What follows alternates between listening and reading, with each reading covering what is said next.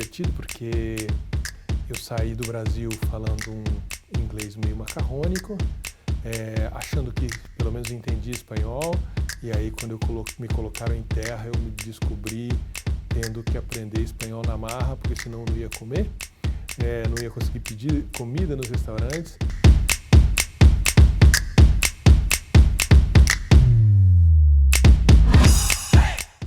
Em alto astral, que nós estamos aqui na entrevista 50 CIOs e falando de caipiras. É como a gente se trata, o pessoal que vem do interior, a gente se trata como caipira, diretamente de Araraquara, batendo esse grande papo aqui conosco, né? Um dracenense como eu, e vai ser um papo super legal. André Campos, seja mais do que bem-vindo, obrigado pela sua presença. Renato, obrigado aqui. pelo convite, é um prazer estar aqui, direto de Araraquara para o mundo. É isso aí, muitas aventuras e nós vamos ficar sabendo, vamos falar dessas sobre histórias isso. legais. André, o nosso grande propósito aqui é humanizar, né, ou seja, dentro do nosso setor de tecnologia, os grandes líderes, né, os grandes profissionais que estão à frente de grandes desafios, batendo um grande papo, falando de carreira, falando de histórias de vida. Legal. E para falar de histórias de vida, a gente tem que voltar um pouquinho da onde viemos. Então vamos falar lá de Araraquara, Sim. falar um pouquinho da Terra Boa, né, como você falou, do pé vermelho, né, e lembrar um pouquinho dessa época. Bem, o que você tem de lembranças de lá? O que o trabalho significa para você? Conta um pouquinho da sua história desde Araraquara. Legal. Bom, eu sou araraquarense típico, que puxa os R's e os I's. Eu costumo dizer que eu vou para Araraquara pelo menos a cada 20 dias para reciclar meu sotaque, para não perder isso nunca. Eu fiquei em Araraquara até meus 25 anos. Eu comecei a trabalhar bastante cedo. Eu comecei a trabalhar com 14 anos, é uma história bem interessante para se contar. Eu queria ser publicitário, eu queria fazer marketing. E eu comecei a minha jornada como ilustrador numa agência de publicidade. Olha só, mas conta melhor isso daí. Eu gostava muito de desenhar, e aí fui atrás de alguém que pudesse me dar espaço para fazer isso, levei meus desenhos e o cara da agência falou, legal, vem aí, a gente vai trabalhar com você. Eu comecei a trabalhar ali, passei um tempo ali, estava fazendo colegial ainda, agora a gente chama colegial mais, né? Não. Enfim, a gente é velho, ou pelo menos eu sou. E aí, ao longo disso, o meu tio dá aula de matemática aqui em Campinas e com 14, 15 anos ele ia levar a turma dele. A Unicamp tinha um programa, que eu não sei se tem ainda, que chamava Universidade Aberta. Então ela recebia os alunos do ensino médio para conhecer o campus, conhecer os cursos. E eu fui com ele, ele é professor de matemática, fui na área de matemática. Naquela época, matemática e computação estavam próximas, eram embaixo do mesmo guarda-chuva. E aí eu passei por ali, vi tudo que tinha que ver e cheguei na área de computação. E entrei nos laboratórios e estavam fazendo os ensaios do que a gente chamaria de computação gráfica agora. Aí eu com 14, 15 anos, isso até hoje eu acho muito legal eu ter tido esse insight. Com 14, 15 anos eu pensei, cara, eu preciso aprender isso. Porque se eu souber fazer desenhos no computador, a hora que eu estiver no mercado de trabalho, eu vou ser o cara da publicidade. Vai ser muito legal, eu vou ser melhor que todo mundo. Com 14 anos? Com 14, 15 anos. E aí, quando eu voltei para Araraquara, falei, pai, eu preciso fazer um curso de computação. Eu preciso achar um jeito de aprender esse trem. E aí, naquela época, não tinha muitas opções, eu fui fazer um curso no Senac. E eu estava nessa de aprender computação gráfica para usar nos meus sonhos de ser publicitário, de fazer marketing e tal, e até que eu fiz o meu primeiro programa. E eu consegui resolver um problema no meu primeiro programa. E aí, por conta de eu ter aprendido a linguagem de programação, eu consegui ajudar uma fábrica de um amigo nosso a gerar notas fiscais. Ao invés de ser datilografada, eu gerava a nota fiscal com um programa em Basic. Cara, eu achei aquilo máximo. Aí já ficou para trás o negócio da publicidade, eu me engajei e aí, e a partir daí a coisa é história. Eu fiz ciência da computação na USP, em São Carlos, emendei um mestrado e aí depois do mestrado eu vim para São Paulo e aí a minha história começou de verdade. André, falando um pouquinho então da tecnologia, aí o bichinho da tecnologia, ou seja, você deu matching com a tecnologia e aí você começa a desenvolver uma área, uma carreira na área em tecnologia? Começa na área técnica, eu vejo que você começou programando, eu comecei começou como por baixo. desenvolvedor, eu comecei como desenvolvedor, com esse tamanho todo, até passar cabo de rede em forro eu passei, mas eu fiz o trajeto natural, comecei com posições mais técnicas, eu sempre tive muita facilidade em absorver conhecimento, então aprender sobre os negócios para mim era uma coisa muito fácil e divertida, então eu acabei deixando um pouco de lado a área essencialmente técnica para interagir com as pessoas, interagir com os negócios e tentar encontrar soluções. O que me encantava e me encanta até hoje é achar formas inusitadas de resolver os problemas. Então, eu costumo dizer que eu só cheguei até onde eu cheguei porque eu sou muito preguiçoso, então eu sempre procuro o jeito que vai encurtar caminho de algum jeito, que vai dar tudo certo, mas que encurte caminho. É uma brincadeira, mas no fim das contas é um fato, assim, como eu consigo entregar gerando o menor esforço possível, tanto na construção quanto para quem está usando aquilo. E foi a partir daí que eu fui me movimentando e escalando hierarquicamente na carreira de tecnologia, até chegar a CIO. Eu fui CIO pelos últimos 20 anos, de várias empresas em várias indústrias diferentes. André, na construção de uma carreira a gente tem que tomar decisões super importantes. Batendo um papo aqui entre nós, ou seja, você tem uma passagem marcante na sua carreira que é uma experiência fora do Brasil. Sim. Conta pra gente. Sim, sim. Como eu contei, eu terminei meu mestrado e aí logo em seguida eu fui convidado por uma consultoria americana para vir para São Paulo, deixar o interior e vir para São Paulo. Essa mudança teve que ser muito pensada, a gente que é do interior pensa muito antes de encarar a capital, aquele fantasma do desconhecido. Aí eu vim para São Paulo em muito pouco tempo, por conta das experiências que eu já tinha com tecnologia e com negócios digitais, eu acabei sendo alavancado para uma posição de liderança na área de digital. Naquela época chamavam de Interactive Solution, isso era 97, 98. E nesta posição eu era responsável pela América Latina, então de Miami para baixo. E aí me tiraram de São Paulo e me alocaram em Caracas.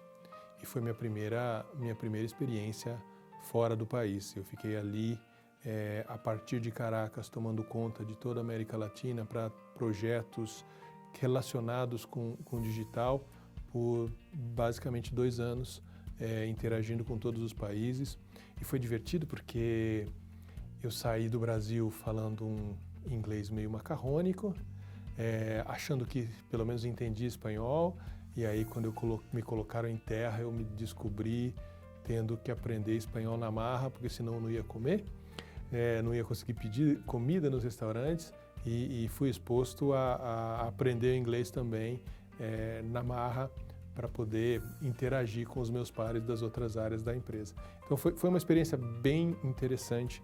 Eu acho que ter sido exposto dessa forma podia se transformar num trauma, mas na verdade eu tenho a preocupação em transformar os limões que me aparecem na frente numa caipirinha, por mais que eu não beba, mas foi uma experiência que me fez crescer enquanto pessoa, crescer muito enquanto profissional, me deu uma boa visão de mundo. Eu tinha as limitações de não ter tido tantas experiências até aquele momento, então me ampliou o universo. E a partir daí eu comecei uma construção bem interessante com pilares bastante sólidos. André, a gente estava lembrando aqui momentos de muito saudosismo, que é o início da internet, né? E você estava comentando sobre uma experiência incrível na agência Clique. Sim. Né? O início de tudo, né, André?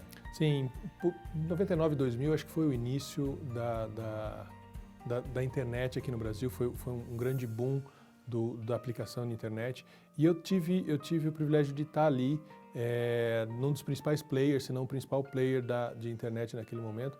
A gente chamava naquela época de agência de internet, ele tinha um viés muito mais de marketing, e a tecnologia dava sustentação para tudo isso. Eu estava ali liderando a área de tecnologia,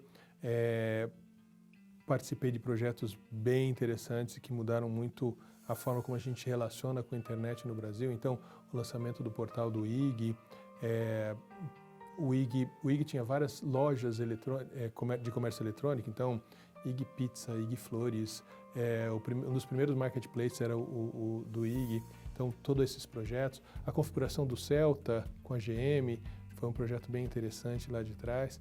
Então eu participei desses primeiros estágios da internet no Brasil.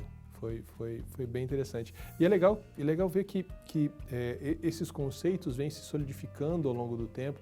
Então, no fim das contas, o que a gente imaginava lá atrás, e a gente tinha limitações de tecnologia e de acesso, agora vem sendo possíveis. Então, coisas que a gente lá atrás tentava fazer e não conseguia por limitações, hoje tem muita gente fazendo. Isso é legal.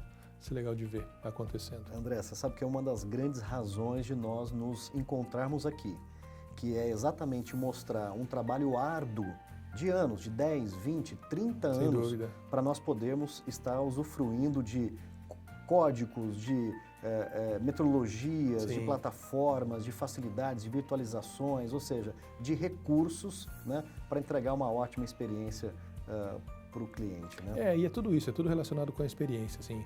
A ideia é fazer com que quem consome, seja lá qual for o serviço ou produto, tenha sempre a melhor experiência possível para que ele para que seja cíclico, ele continue consumindo. Essa é a parte principal de tudo. Muito legal. André, a gente tem aqui lembranças também de muitos segmentos que você passou, você comentou que esteve inclusive, né, de volta no interior em outros grandes projetos, grandes desafios, mas um grande projeto que marca a sua carreira é o trabalho no açaí. Sem dúvida, né? Ou seja, sem um dúvida. case de sucesso. E como que foi essa passagem incrível de 8 anos lá no açaí? Foi muito bom, foi muito bom. O açaí é a minha posição mais longeva, onde eu mais aprendi. Eu tenho a sorte de ter convivido com pessoas incríveis. O Belmiro, um líder generosíssimo, que me ensinou muito e me deu muitas oportunidades. Eu comecei no açaí, eu conheci o Belmiro numa oportunidade anterior, conduzimos um projeto junto, o Belmiro estava em outro grande player, e aí, em 2010, 2011, ele se movimentou para liderar o açaí e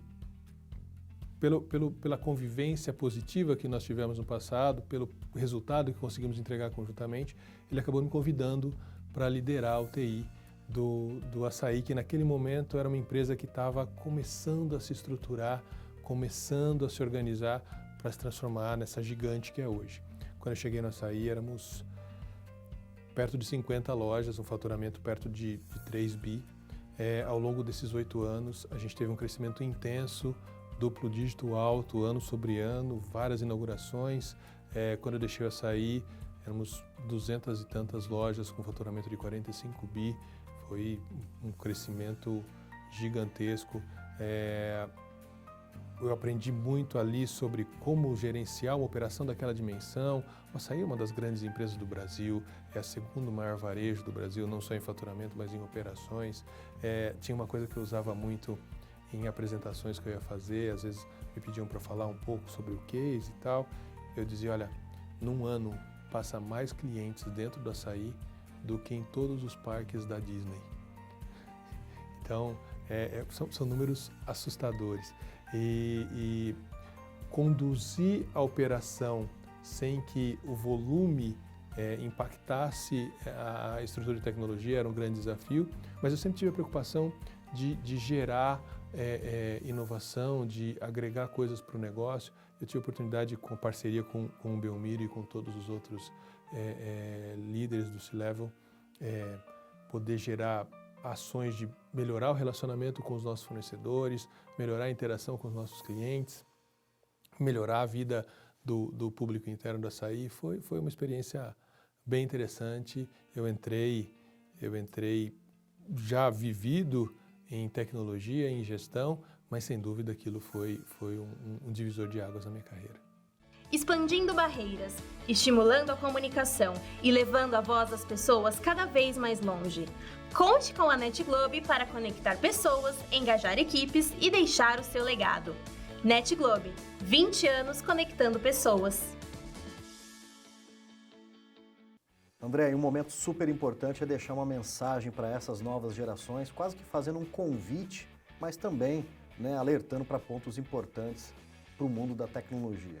Legal. Você falou de momento, eu acho que a gente está num momento interessante em que existem muitas oportunidades em tecnologia. A gente tem uma escassez de mão de obra, de boa mão de obra, muito grande, não só no Brasil, mas no mundo todo. Então, se você se dedicar, se você correr atrás de aprender coisas, se manter atualizado, eu acho que a beleza da tecnologia é que você tem que sempre se manter atualizado, a velocidade de atualização é muito grande e continuar aprendendo constantemente é o que me motiva principalmente e o que me faz gostar tanto do que eu faço. Então, existe muito espaço para essa nova geração, existe muito conteúdo disponível, muitas oportunidades para que se aprenda e aprendendo você vai ter sempre uma porta aberta. E agora com essa queda das barreiras geográficas, você consegue posições em qualquer lugar do mundo. Se você for muito bom, você consegue trabalhar aqui no Brasil, em qualquer lugar do Brasil, a gente está aqui em Campinas, então se você estiver aqui em Campinas, você pode trabalhar em qualquer lugar, para qualquer empresa do Brasil, você pode trabalhar potencialmente em qualquer empresa do mundo, porque agora você pode trabalhar remotamente. E tecnologia, isso não funciona essencialmente para todas as profissões, mas um cara de tecnologia pode trabalhar remotamente para qualquer lugar. Então, eu diria que se dedicar é muito importante, ficar atento às oportunidades, não se deixar se tornar obsoleto, é importante que você esteja sempre atualizado. Talvez tecnologia seja uma das profissões mais dinâmicas por conta da velocidade de atualização. Então, estudar e ter sangue nos olhos para fazer as coisas acontecerem, acho que é muito importante. Eu saí de Araraquara, eu tive uma infância modesta, eu tive a sorte de ter pais que me incentivaram muito e me ensinaram a ter esse sangue nos olhos que eu mencionei agora, e eles me ensinaram a lutar pelo que eu queria. Então, eu consegui, todo mundo consegue trilhar uma boa carreira em tecnologia, se esforçar, tiver dedicação e prestar atenção nas oportunidades. Sem dúvida. O André Campos é um grande exemplo. E que convite, hein? E você aí, foi impactado nisso? O mundo da tecnologia está a seu alcance. Um grande momento, um grande convite. André Campos, um prazer bater esse grande papo com você. É um prazer. Muito obrigado. Eu que agradeço.